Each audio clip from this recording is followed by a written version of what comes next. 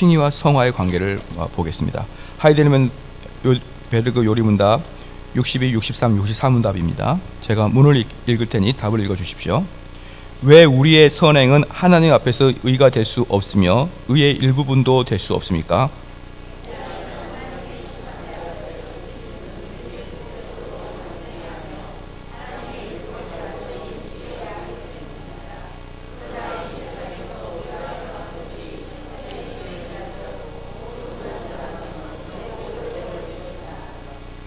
하나님이 이 세상과 오는 세상에서 선행에 대한 상을 주시는데도 우리의 선행이 아무 공로가 없다고 할 수 있습니까?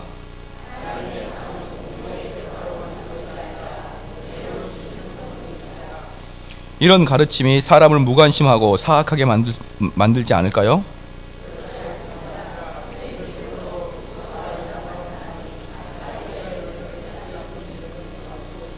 아멘. 우리 사람은 누구든지 하나님 앞에 나올 때 자기의 의로 하나님에게 칭찬을 들을 수가 없다는 게 기독교의 기본 전제 조건입니다.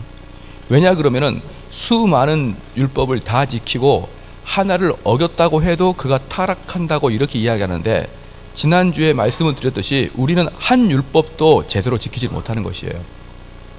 우리가 신령과 진정으로 예배를 드린다고 할 때 정말 100%의 마음을 다 쏟고 예배를 드리느냐 이 말입니다.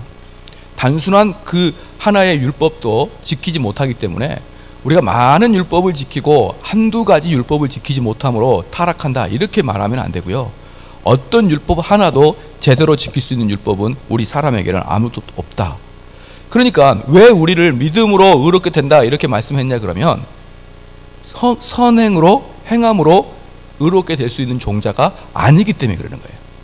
인간은 선행을 통해서 행위를 통해서 의롭게 될 수 있는 그런 종류의 그런 종자가 아니기 때문에 우리는 행위를 통해서는 어떻게 쓰니 나오는 게 다 악할 수밖에 없기 때문에 우리의 행위로는 결코 의롭다 행할 수 없는 것입니다. 그런데 이제 문제는 뭐냐 그러면 이 지금 우리 하나님께서 우리를 칭의하실 때 의롭다고 하실 때 그러면은 만왕의 왕이 그래 너 석방 너는 죄 없어 이렇게 무작위적으로 선택해서 주시느냐? 선택은 무작위하지만 무작위적으로 선택하지만 그 조건을 보지 않고 선택하지만 그 선택하신 그 하나님께서 그에게 의를 줄 때는 칭의를 줄 때는 그저 너가 의롭다 하는 게 아니고 하나님께서 만드셨던 그 율법을 1.1획도 손상시키지 아니하시고, 만약에 하나님께서 우리가 죄에 있음에도 불구하고 너 의롭다 이렇게 칭하면은 하나님은 스스로가 율법을 어기고 있는 것이죠.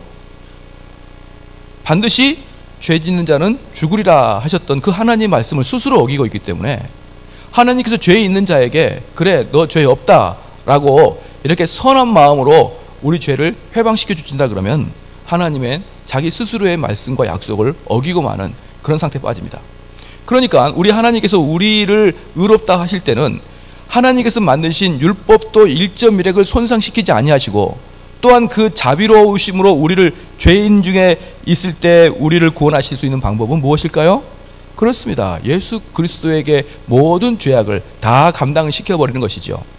그러니까 하나님께서 우리를 그 죄에 대해서 속박해서 벗어나게 할 때 줘라 내가 너를 해방해 줄게 이게 아니고 하나님의 정의롭고 공의로운 율법을 스스로가 온전히 다 지킴으로 말미암아 그 하나님의 그 방법의 안에 있는 그 예수 그리스도의 옷을 입는 자에게만이 공의롭다고 말씀을 해주신다 이 말이에요. 아시겠죠? 그러니까 하나님께서는 그냥 선심 쓰듯이 우리를 의롭게 해주신다는 게 아니고 하나님의 공의를 그 진노를 당신의 아들에게 모두 주심으로 말미암아 그 공의가 손상되지 아니하고 또한 사랑도 손상되지 아니하고 우리에게 올 수 있는 것입니다. 그러면 도대체 이제 우리가 하나에게 어려운 게 있습니다. 그럼 믿음이 뭐냐? 믿음이 뭐냐? 지난 시간에 말씀을 드렸습니다. 믿음은요 칭의가 내게 내려오는 통로입니다. 통로. 물이 내려오는 통로가 수도꼭지이듯이 믿음은요 칭의가 내려오는 통로라 이 말이에요. 그러니까 정확하게 말씀드리면 믿음이 우리를 구원해 준다, 안 준다? 시작. 안 준다는 겁니다. 안 준다. 믿음이 우리를 구원해 주는 게 아니고 선택된 자에게 믿음이 가게 돼 있다 이 말입니다. 우리가 믿으니까 우리를 선택하고 우리가 믿으니까 구원받는 게 아니고 구원받은 백성이기 때문에 우리에게 믿음이 내려온다 이 말이지요. 그래서 그 믿음은 그러면 무엇이 믿음이냐, 이제 이게 중요한 것입니다. 근데 많은 사람들이 착각하는 게 뭐냐 그러면 나는 하나님께서 이 세상을 창조하시고 우리 인간을 선하게 만들었는데 우리 인간이 타락함으로 말미암아 지옥에 갈 수밖에 없고 지옥에 갈 수밖에 없는 그 죄인을 예수 그리스도가 오심으로 그를 위해서 죽으시고 부활하심으로 말미암아 우리는 구원을 받았습니다. 이걸 믿음이라고 생각하는 경우가 너무 많다는 거예요. 이걸 믿는다라고 말하는 걸 믿음이라고 생각하는 경우가 많다는 것입니다. 이건요 믿음이 아니라 무엇일까요? 동의하고 있는 것이에요. 내가 그 말을 알겠다, 동의하고 있다, 이렇게 생각하는 것이죠. 그래서 우리 예수님께서 그 사람들을 구원하실 때 우리 예수님께서 이렇게 한 번도 말씀하시지 않았어요. 너가 하나님을 믿느냐? 내가 너를 위해서 대신 죽는 걸 믿느냐? 나를 믿으면 내가 부활할 때 너도 같이 부활하는 걸 믿느냐? 이거 말하지 않아요. 우리 주님께서는 어떻게 말씀하시느냐? 딱 한마디 합니다. 뭐라고 하죠? 너가 나를 믿느냐? 이걸 말해요. 우리 주님은 이렇게 믿음의 어떤 단계를 말하는 게 아니고 그냥 너가 나를 믿느냐? 라고 할 때 그 사람이 네 믿습니다 라고 할 때 그에게 그럼 내가 오늘 너에게 구원을 주겠다 이렇게 말씀하십니다. 그러니까 우리는 사뭇 다른 게 뭐냐 그러면 우리는 몇 가지 말씀, 즉 너가 삼위일체를 믿느냐, 예수님이 하나님의 아들인 걸 믿느냐, 그분이 부활하신 걸 믿느냐, 네 믿습니다. 그럼 그게 구원, 이렇게 생각하는 경우가 없지 않아 있습니다. 그러나 우리 예수님은 단 한 번도 그렇게 묻지 않으셨다는 것을 여러분들이 잘 알아야 됩니다. 우리 주님께서 언제 삼위일체를 믿느냐 묻지 않아요. 그러면은 도대체 이 믿음이 무엇인가죠? 이 믿음이 무엇인가 그것을 알아야 우리가 칭의를 받는 것이고요. 칭의를 받아야 그 다음에 칭의와 성화 관계를 알아가는 것입니다. 그러면 그 믿음이 무엇이냐 그러면 예수님께서 언제 너가 나를 믿느냐 라고 이렇게 말씀했냐 그러면 그 사람이 정말 마음이 아프고 심란하고 고통스럽고 참 병들어서 죽을 것 같은, 내가 소망도 하나도 없고 낙담해 있을 때 항상 우리 주님이 찾아갑니다. 사람이 기뻐 있고 즐거워 있고 감격해 있을 때는요 하나님이 찾아간 법이 없습니다. 그런데 어떠한 사람이 죽을 것 같고 한숨이 쉬어지고 눈물이 나고 통곡하고 아무것도 없을 때 주님이 그를 찾아갑니다. 야곱을 보십시오. 야곱은 그의 삶에서 머리를 써가면서 얼마나 많이 자기가 성공하려고 얼마나 많이 야곱이 그렇게 노력했습니까? 그러나 야곱을 찾아갈 때 하나님이 언제 찾아갔는지 한번 잘 살펴보시라 이 말입니다. 야곱이 자기의 그 아버지 집을 떠나서 삼촌 라반의 집으로 도망갈 때, 길거리에서 잠을 잘 때, 광야에서 잠을 잘 때 하나님께서 그 머리에 사닥다리를 놓고 오르락내리락 하는 것을 야곱은 경험하고, 또한 어디입니까? 자기 형을 만나러 갈 때, 에서를 만나러 갈 때 자기를 죽일 것 같은 그런 두려움 속에서 다 보내고 혼자서 야복강에서 하나님과 씨름할 때, 기도로 씨름할 때 하나님의 사자가 나와서 그에게 은혜를 주시지 않습니까? 동일합니다. 우리 성도가 기뻐하고 날뛸 때 말이죠, 승승장구할 때, 잘 될 때, 그때 하나님이 우리를 찾아오는 게 아니고 우리가 침체에 빠졌을 때, 우리가 두려움에 빠졌을 때 그때 하나님이 오셔서 너가 나를 믿느냐라고 할 때 그런 죽을 것 같은 마음으로, 그런 물에 빠져 죽을 것 같은 마음으로 그 예수님을 잡아야만 내가 살 수 있는 그 마음으로 내가 당신을 믿습니다 라고 하는 거예요.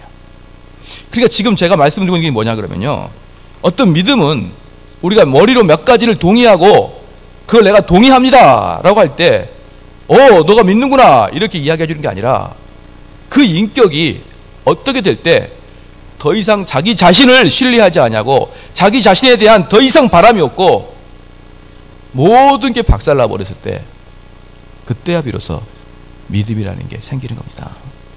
믿음은요, 그냥 이렇게 평범하게 믿음이 생기는 게 아니에요. 믿음은 그렇게 생기는 게 아니라 내가 정확하게 말해서 믿음의 정확한 말은 내 자신을 신뢰하지 않는다. 이게 믿음의 또 다른 말입니다. 그러니까 여기 이제 계속 보니까 62절에 봅시다. 62문에 왜 우리의 선행은 하나님 앞에서 의가 될 수 없으며 의의 일부분도 될 수 없습니까? 그렇습니다. 우리는 어떠한 행위든지 하나님의 이름을 욕되게 할 수밖에 없습니다. 제가 그 게시판에다가 글 하나 써놨는데요. 재미있는 글을 말씀을 드리겠습니다. 레오날도 다빈치가 아닌데요. 레오나르도 다빈치랑 라이벌인 화가가 이름이 뭐죠? 예? 미켈란젤로죠. 미켈란젤로. 예, 미켈란젤로가 그 이태리 모 성당에다가 천장에다 천지창조를 그리죠. 천지창조를 그렸는데 그 천지창조를 그리게 된 이유가 사람들이 미켈란젤로를 그 모욕을 주려고 천지창조를 그리게 했습니다. 왜 모욕을 줄 수 있었냐 그러면 그는 아주 유명한 조각가였기 때문에 그렇습니다. 그래서 사람들이 야, 조각이 미술이냐? 미술은 정말 진정한 미술은 그림을 그리는 거지.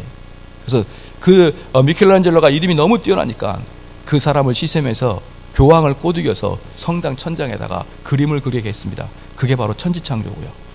그래서 그 그림 때문에 더 미켈란젤로는 더 유명해졌습니다. 그래서 다음부터 이 미켈란젤로가 성당에 돌아다니면서 다 그림을 그렸는데 한 가지 문제가 있습니다. 무슨 문제 있을까요? 전부 다 옷을 다 벗고 있어요. 미켈란젤로가 그린 그림은 전부 다 옷을 다 벗고 있는 것입니다. 그러니까 경건하게 예배당에 왔다가 이거 좀 수상하기도 하고 외설적이기도 하고, 그래서 이제 카톨릭 성직자들이 모여서 공의회를 합니다. 야, 이것은 너무 외설적이잖아. 그래서 미켈란젤로가 그 그림을 그린 다음에 약 60년이 지난 후에 이제 미켈란젤로가 돌아가시기 얼마 전에 사람들끼리 모여서 회의합니다. 이거 안 되겠다. 팬티를 입혀야겠다. 그래가지고 각 그림마다 팬티를 입혔는데 미켈란젤로는 너무 나이가 들어가지고 그림을 그릴 수 없으므로 화가들을 찾아서 그에게 팬티를 입히고 옷을 입혔습니다. 그 사람들을 일명 팬티 화가라 이렇게 불렸어요. 그런데 나중에 어떤 일이 발생하냐면 그 미켈란젤로의 완벽한 그림에 조금 부족한 화가들이 붓칠을 하자 그 그림들이 다 망가지기 시작하는 거예요. 그죠? 완벽한 그림에 조금 더 이걸 좀 더 보완하자 싶어서 만들었더니 그 그림이 천재성이 사라지기 시작하고 요상하게 되기 시작하더라 이 말입니다. 그래서 나중에 또 팬티를 벗게 했어요. 그거랑 똑같습니다. 하나님의 완벽한 은혜에, 하나님의 완벽함에 꼭 우리는 뭔가를 하나 덧붙이려고 해요. 내 노력과 내 선행과 내 의지를 하나님의 그 아름다운 은혜에다가 하나 더 입히고 하나 더 입혀서 이렇게 아름다운 하나님의 은혜에다가 내 공로가 들어감으로 얼마나 아름답고 얼마나 칭찬받을 만한 일인가라고 스스로 자랑스럽게 여기고 있는 것들이 바로 우리 현재 행위구원론자들이 하고 있는 것입니다. 사랑하는 성도 여러분, 완벽한 작품에는 손대면 안 됩니다. 하나님의 완벽한 의로움과 완벽한 믿음에 있어서 우리는 더 이상 그 행위로, 우리의 의지로, 우리가 옳다고 하는 도덕적 윤리로 하나씩 하나님께 던짐으로 얼마나 아름다웁니까? 라고 하나님께 이렇게 물어보는 것은 참으로 신성모독죄라고 할 수 있습니다. 그러면 두 번째 63문입니다. 그러면 하나님이 이 세상과 오는 세상에서 선행에 대한 상을 주시는데도 우리의 선행이 아무런 공로가 없습니까? 라는 게 이제 문제예요. 이게 이제 문제입니다. 그러면 우리가 이 세상에서 선을 행하는 것은 무엇입니까? 이제 이건데요. 오늘 얘기 좀 중요한 것입니다. 많은 사람이 자꾸 헷갈린 게 있어요. 믿음은 우리가 그 칭의부터 시작해가지고 칭의, 성화, 영화의 과정을 거쳐 우리 성도들의 일생의 과정을 거쳐서 주로 믿음이 언제 필요하느냐? 이 칭의를 받을 때 믿음이 필요하다고 생각을 하죠. 그리고 일단 칭의를 받으면 이제 이게 자꾸 헷갈려요. 일단 칭의를 받으면 성화의 과정은 무엇으로 한다? 의지로 한다라고 이야기합니다. 그래서 이런 말을 합니다.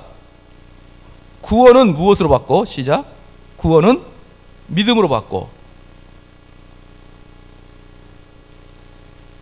그 다음에 뭐죠? 상금은 행함으로 받고, 구원은 믿음으로 받고, 상금은 행함으로 받고, 이 이야기가 나오기 시작하는 거예요. 그러니까 그래, 내가 믿음으로 구원받는 것은 알겠다. 오케이.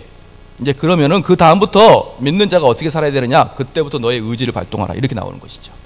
그래서 이런 이론이 나오는 것입니다. 구원은 믿음으로 받고, 그죠? 상금은 행함으로 받고, 이 말이 나오는 것이죠. 그러니까 이제 많은 사람들이 이게 맞는 것 같아요. 그래서 내가 이제 일단 구원을 받았으니 내가 이제 선한 일을 할 때 열심히 해보겠다. 그런데 사랑하는 성도 여러분, 바로 여기에 마귀의 함정이 있는 것입니다. 그래서 바울이 뭐라 하겠습니까? 너희가 성령으로 시작했다가 육체로 끝나려느냐라고 얘기했듯이 우리가 영으로 시작했다가 육의 노력으로 끝나버리는 경우가 많다 이 말입니다. 그럼 이게 뭐냐? 칭의를 받을 때 믿음으로 받고, 성화 과정을 이뤄나갈 때 믿음으로 하는 거고, 영화의 단계도 믿음으로 들어가는 겁니다. 거기에 의지가 들어가는 게 아니고요, 믿음으로 들어가는 거예요. 잘 한번 보겠습니다. 이게서 그럼 믿음이 뭐냐 그러면 우리들 영어로 이야기하게 되면은 우리들의 선호도가 바뀌어버렸다는 것이죠. 그래서 내가 선을 행하고자 하는 그 노력으로 선을 행하는 게 아니고 선을 행하고자 하는 마음으로 내 마음이 바뀌었기 때문에 의지가 따라가는 것을 이야기하는 것입니다. 그러면은 한번 볼게요. 그럼 어떤 것이 내 의지대로 선을 행하는 것이고 어떤 것이 성령이 주어서 선을 행하는 것이냐, 이걸 아는 게 오늘 말씀의 핵심 포인트일 것입니다. 그러면 내가 믿었으면 선행을 행해야 되는데, 왜? 선행을 행하라고 하나님께서 분명히 말씀하셨으니까 믿었으면 선행을 행해야 되는데, 그럼 내가 하는 선행이 인간적이고 육신적인 선행이냐 아니면 성령이 주는 선행이냐, 이 구별을 우리는 필수적으로 해야겠죠. 인간적인 선행을 어떻게 했습니까? 내가 하나님께서 이렇게 나에게 명령을 주셨으니까 내가 이걸 참 하기 싫은데 명령이니까 내가 순종하는 마음으로 이 일을 해야지 라고 하면서 그 일이 자기에게 기쁨이 없을지라도, 자기에게 즐거움이 없을지라도 그 일을 계속 해나가는 게 육신적인 노력인 것이에요. 하기 싫은데 그걸 해나가는 것입니다. 하기 싫은데. 그러면 그 사람은 시간이 지나면서 어떻게 되냐 그러면, 일을 하지 않냐고, 봉사하지 않냐고, 선행하지 않은 사람을 딱 보면서, 야, 왜 너는 그렇게 못하니? 그죠? 나는 하는데 왜 너는 못하니? 이렇게 나옵니다. 권사님, 저는 뭐 시간이 없고 뭐 여러 가지 여건인데, 누구는 시간이 있어서 하냐? 응? 시간을 내야지. 너는 왜 시간을 못 내냐? 다 네 마음에 달렸다. 이제 이렇게 이야기하는 것이죠. 그래서 내가 육신적으로 이 일을 하는 사람들은 특별히 무엇이 되냐면은 율법주의자가 됩니다. 율법주의자가 뭐냐 그러면, 내 마음이 변하지 않지만 나의 여러 가지 조건과 환경과 나의 체면이 그 일을 하게 하는 것이 바로 율법적인데, 바로 그렇게 일을 하게 됩니다. 그래서 율법적인 사람들은요, 주변 사람들은 항상 정죄하고 상처를 주게 되어 있죠. 그런데 성령으로 하나님 말씀에 봉사하고 하나님 말씀 충성하고 하나님 말씀 순종하는 자는, 성령의 힘으로 하는 사람들은 자기가 압니다. 무엇을요? 그 일이 어렵지 않다는 걸 알아요. 똑같은 봉사를 하는데 육신으로 하는 사람은 자기를 쳐서 복종해서 그 일을 하는 것이고, 성령을 하는 사람은 그 일이 기쁨과 즐거움으로 하더라 이 말입니다. 그러니까 자기가 스스로 안다 이 말입니다. 자기가 스스로 내가 이런 일은 과거에 좋아하지 않았는데 이제는 내가 이 일이 어느 순간에 기뻐하고요.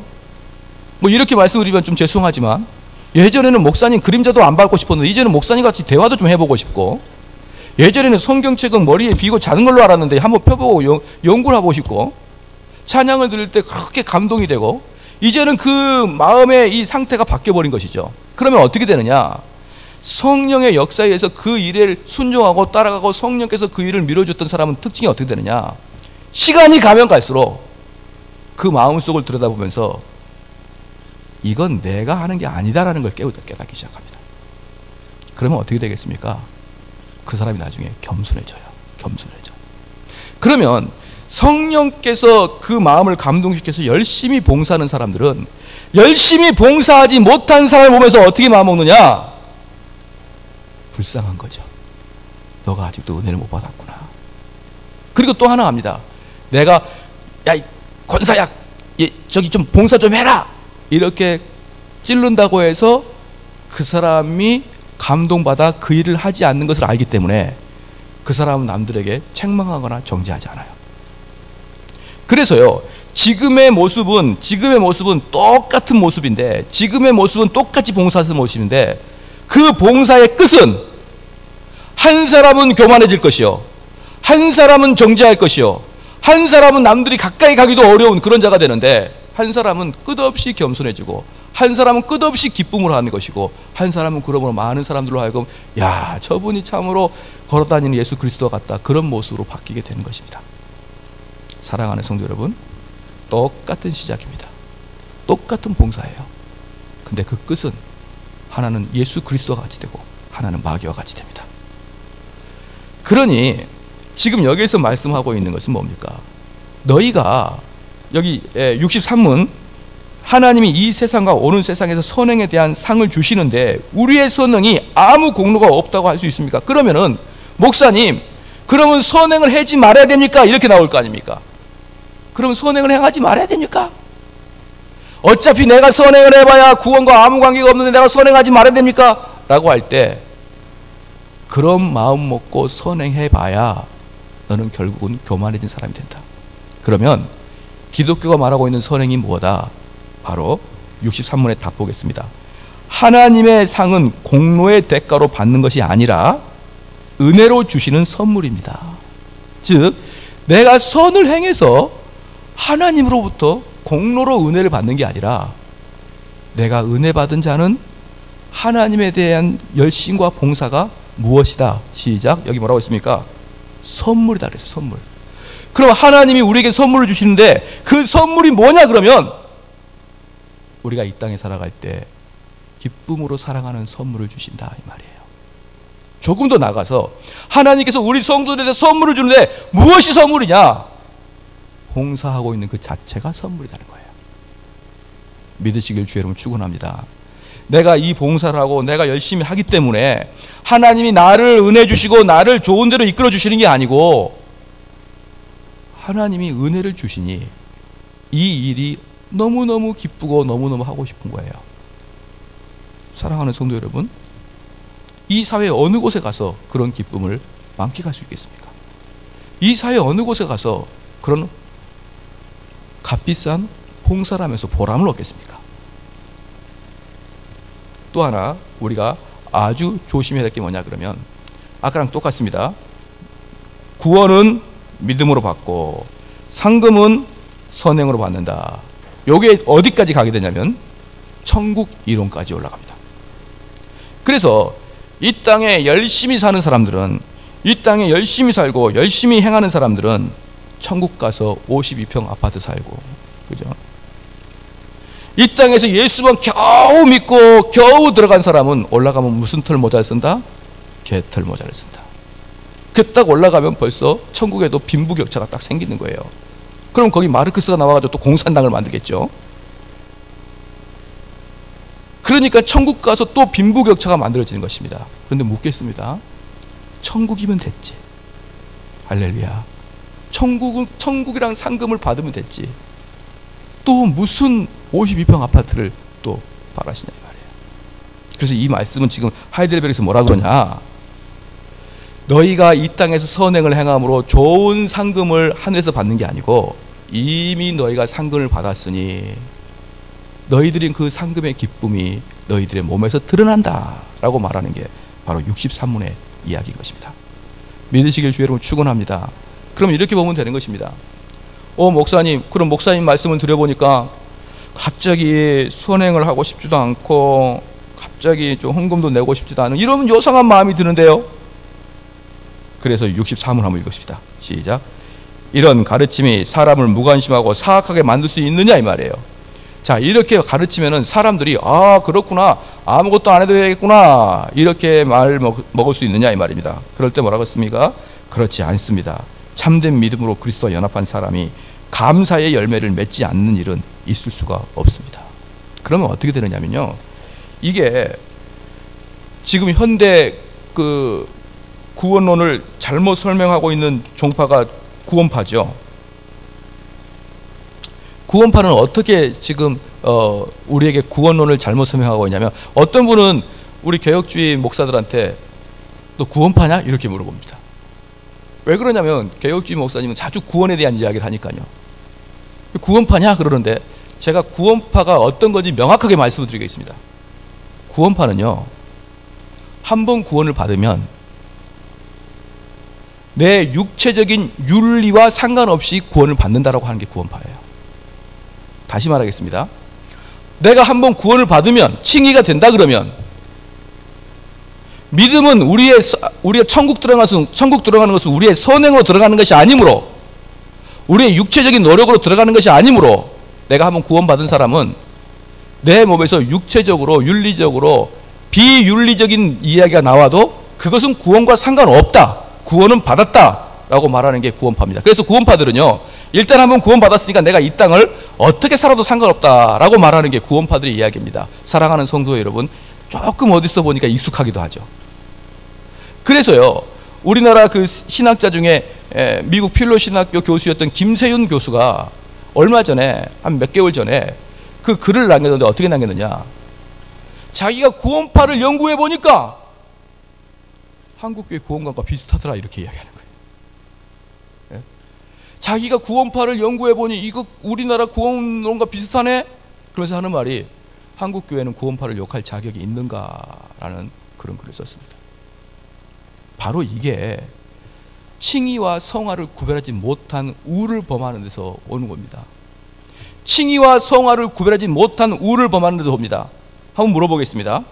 내가 열심히 노력함으로, 내가 열심히 봉사함으로 하늘에 상금이 쌓인다, 이렇게 말하게 되면 많은 사람이 열심히 내서 그 일을 하게 될 것입니다. 그러나 물어보겠습니다. 내가 열심히 노력한다고 해도 하늘의 상금과 아무 관계가 없다, 그러면 사람들이 그러면은 일을 안 해야지, 봉사 안 해야지, 그렇게 과연 될 수 있을까요? 바울은 이야기합니다. 로마서 6장에 보겠습니다. 로마서 6장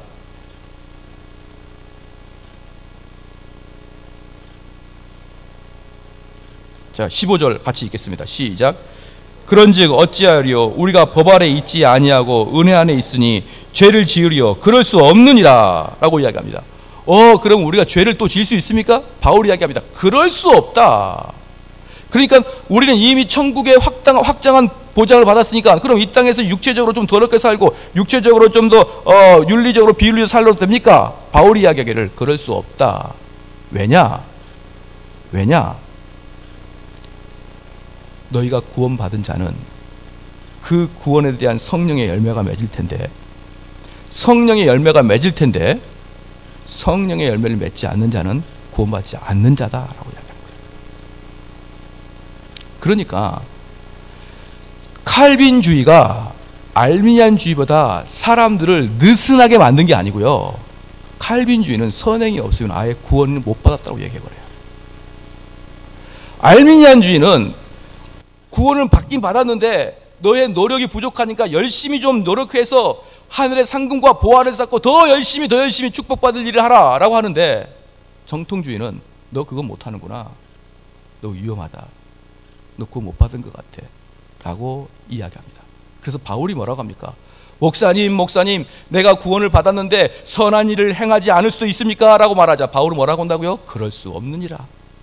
너가 구원받은 자라 그러면 너는 반드시 윤리적으로 선한 행위가 나오게 되어 있다. 할렐루야. 이게 바로 성화와 칭의와의 관계입니다. 그래서 성화와 칭의는 딱 구별해서 믿음으로 구원을 받고, 믿음으로 구원을 받은 이후부터는 내가 의지적으로 선악을 행하는 게 아니고 계속 하늘에 내가 하늘나라의 그 생명책에 내 이름이 기록된 자로서 이 땅에서 열매와 기쁨과 소망이 계속 풍성하게 나오게 되어 있다 이 말입니다. 그래서 구원파의 교리가 잘못된 것은 정통 칼빈주의를 왜곡한 그 한 번 구원받으면 영원히 구원받는다는 그 개념 하나만 가지고 있기 때문에 구원파가 잘못된 것이죠. 즉 무엇입니까? 칭의와 믿음과 성화의 관계를 연결시키지 못하는 그런 우를 범한 것입니다. 그런데 많은 경우에 우리들이 이 함정에 빠져 있다는 것을 여러분 알고 있어야 됩니다. 그래서요 63문에 다시 문장을 제가 한번 읽어보겠습니다. 하나님이 이 세상과 오는 세상에서 선행에 대한 상을 주시는데도 우리의 선행이 아무 공로가 없다고 할 수 있습니까? 답은 뭡니까? 하나님의 상은 공로의 대가가 아닙니다. 하나님이 우리에게 주신 상은 우리의 공로의 대가가 아닌 거예요. 여러분이 노력했다고 해서, 여러분이 수고했다고 해서 그 대가로 하나님이 여러분에게 은혜와 축복을 주시는 게 아니라 은혜를 주셨고 구원을 주셨고 거듭남을 주시니까 이 열매들이 안 나올 수가 없어서 나오게 되는 것입니다. 할렐루야. 바로 이러한 믿음이 우리 성도들한테 있어야 됩니다. 그래서 우리 성도들은 뭔가를 열심히 하려고 하는 그 마음이 자칫 나중에 교만으로 빠지지 아니하도록 자기 자신을 항상 점검해야 되는 것이에요. 그래서 이렇게 마귀가 이야기합니다. 마귀들이 뭐라고 이야기하냐 그러면 우리들이 이제 마귀들이 모였어요. 야, 어떤 애가 제가 참으로 선한 일을 한단다. 무슨 선한 일을 한대. 그런데 그 사람들은 그 마귀들은 그 사람이 선한 행위를 하지 못하도록 막습니다. 여러 가지로 막아요. 그런데 만약에 그 마귀가 그 사람이 선한 일을 하도록 놓쳐버렸다. 그 사람이 선한 일을 했다. 그러면 그 선한 일을 다시 원상복귀 무효화시키는 방법이 있습니다. 무엇일까요? 자랑하고 싶은 마음을 주는 거예요. 기껏 선한 일을 했다가 그 마음속에 자랑하고 싶은 마음을 가득 담음으로 그 선한 행위가 없던 걸로 만들어 버리는 것입니다. 그게 바로 마귀가 우리를 끝까지 쫓아가는 거예요. 우리를 끝까지 쫓아가서 우리가 하고 있는 이 모든 것들을 다시 무효화시키고 다시 없던 걸로 하고 오히려 하나님께 책망받게 해버리는 그런 놀라운 것을 여러분 아시기를 주의로 축원합니다. 그래서 우리가 선한 행위를 할수록 또 어떻게 됩니까? 더 겸손해야 되는 거예요. 내가 선한 행위를 할수록 어떻게 겸손해집니까? 내가 이것을 지금 하고 있는 내 마음의 심중은 무엇인가? 도대체 내가 이것을 함으로 내가 얻고자 하는 게 무엇인가? 동기를 살피십시오.